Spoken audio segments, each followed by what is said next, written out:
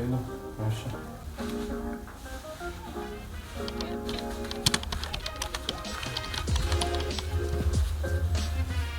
خب تحلیل مشتری. مسئله تحلیل مشتری: 1. شغل مشتری مهمه. 2. اجزای سر مهمه. 3. شخصیت مشتری مهمه. 4. جایی که مشتری بعد از ما میره اونجا هم خیلی مهمه.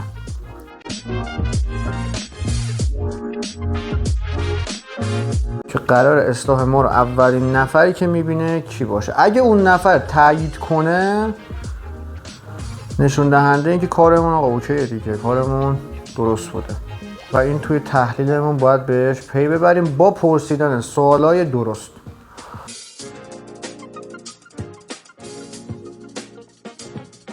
حالا چون که شغل مشتریمونه ما میدونیم اصناف معمولا مدل مویی که استفاده میکنن نباید خیلی کلاسیک و اداری باشه. من توی تحلیلامون باید دقت کنیم برای انتخاب مدل مو. نباید خیلی اسپورت باشه، خیلی دو سفید و کارهای طرحدار این شکلی باشه که بیش از حد مشتریمون تو چش مشتریاش باشه. جنس مو که هنگام شستشو تحلیل کردیم موثره برای انتخاب نوع فیدمون، برای انتخاب نوع کوتاهیمون، چه مدل مویی رو می‌خوایم بزنیم. میتونیم از سایه روشن به خاطر که فرهنگش جا افتاده شده داخل مملکت میتونیم از کالای سایه روشن استفاده بکنیم. بقیه مسائل با سوالای درست شروع میشه.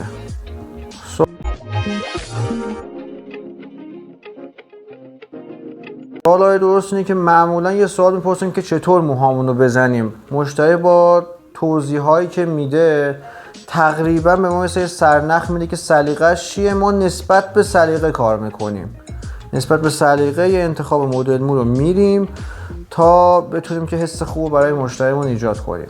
حالا میمونه سوال این که بفهمیم نفر اولی که میخواد موها رو ببینه به چه شکلیه. معمولا با صحبت کردن و لای صحبت ها سرنخ گرفتن این اتفاق میفته که مثلا میفهمیم که قراره با دوستاشون برن مهمونی یا قراره بره خرید یا قراره بره سر یه کاری یا اصلا میخواد بره خونه. خیلی ساده میتونیم بپرسیم مثلا گاهن که بعد اصلاح کجا میریم. اگه صمیمی باشه مشتریه، اگه مثلا چند بار اصلاح شما انجام داده باشه، ارتباط نزدیکی داشته باشه، این کار رو میتونیم انجام بدیم. حالا خب ما یه دونه سوال میپرسیم: آقا میدونی بعد اینجا کجا میخوای بری؟ خونه میرم. خونه میره. پس اولین کسی که میبینه اجزای خانواده است. مامان، بابا، برادر یا خواهر یا حتی فامیلا. اینا افرادی هستن که میبینن. توی محیط خانواده معمولا موهایی که زیاد زرق و برق نداشته باشه، سادگی توش باشه، واسه مادر پدر اتفاقای خوبی رقم میزنن توی ایران. بعد توی این فرهنگ این شکلیه که موهای ساده و ترتمیز معمولا به دل میشینه اگه بدون ایراد باشه. حالا ایرادی که هین اصلاح نباشه، هنگام هیرکات داریم مدل مویی که کارش رو انجام میدیم و بدون نقص بهتون راهنمایی میکنیم که انجامش بدیم. ما فهمیدیم مشتری کجا میره، فهمیدیم جنس موهاش چیه، فهمیدیم که شغلش چیه، یه مدل مو میخوایم انتخاب کنیم. یه سوال میپرسیم: آقا موهاتون چجور اصلاح بکنیم؟ کوتاه باشه، بغلاش نسبتاً سفید باشه، سایه‌اش نسبتاً سفید باشه، کوتاه باشه مدل مو. خب دوست داری که موها رو به بغل شونه بشه یا دوست داری که موها رو مثلا رو به بالا اصلاح بکنیم؟ مدل‌های این شکلی بریم توی رو به بالا باشه. خب مدل مویی که انتخاب میکنیم حالا باید به فرم شکل صورت بیاد. بعد دوست داره که به سلیقه مشتریمون هم نزدیک باشه. معمولا میونه کرفکات و اسپایکی الان میتونیم که یه طراحی انجام بدیم ما بین اینا. میایم موها رو بررسی میکنیم. خب میبینیم که دوست داره بده رو به بالا.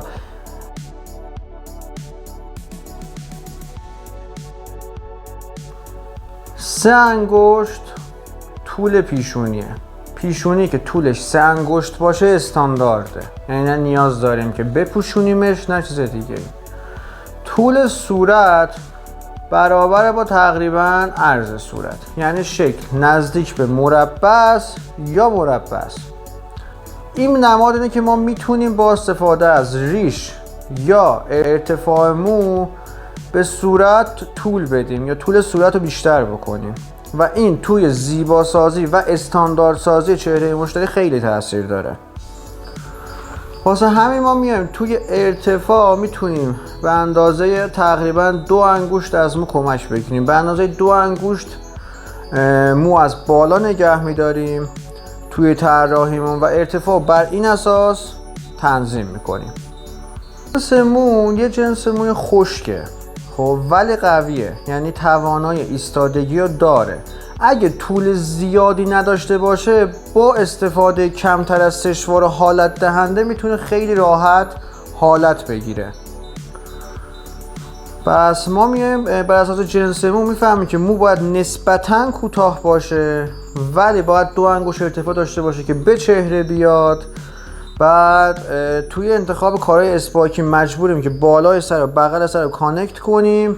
واسه همین نیاز داریم به شکل سازی، چون که اصلاح قبلی این رفیقمون خودمون انجام دادیم تقریبا فرم اوکی که بغلای سر گوشه داره. این گوشه ها رو باید حفظش کنیم که چهره رو هدایت کنیم به سمت کارهای مربع. بعد توی صورت هم همچنان با استفاده از خطوط که قبلا انجام دادیم نسبتا زاویه داریم این زاویه ها و قرار همینا رو ما تکرار کنیم. ما قبلا این هیرکات رو انجام دادیم، فقط میخوایم تکرارش کنیم و مطالب مفید رو توی این دوره آموزش قرار بدیم و با هم استفاده کنیم. بریم سراغ هیرکات.